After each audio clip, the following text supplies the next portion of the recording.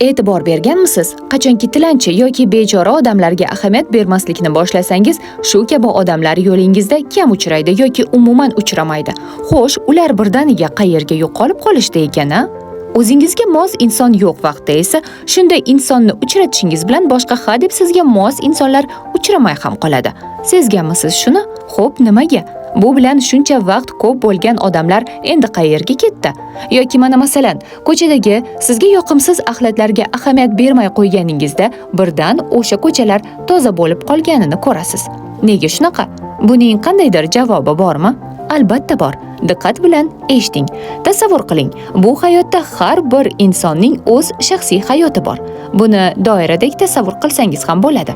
Hamma bir-biriga mos va ko'zgu misol insonlar doirasining maydonlari hamisha bir-biri bilan kesishib turadi. Bu doiralarda bir-biri bilan nazari mutanosib odamlargina kesishadi. Agar shunday bo'lmaganda o'ylab ko'ring, yer yuzidagi necha milliard insonlar bir-biri bilan ko'rishgani yoki umuman bir-biri bilan bog'liq bo'lmasdi. Inson nazari esa uning diqqatidan iborat.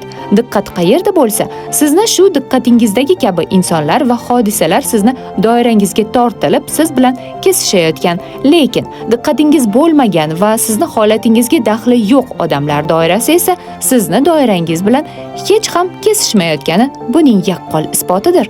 Xo'sh, ilg'adingizmi? Unda xulosa qilamiz.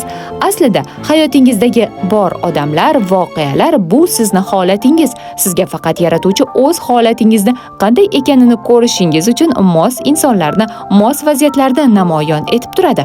Tamom. Qolganini keyingi reelslarda yana aytib beramiz. Agar shunday doiramizda davomli shu kabi mavzulardagi fikrlarni bilishni istasangiz, bizni qo'llab-quvvatlab turing.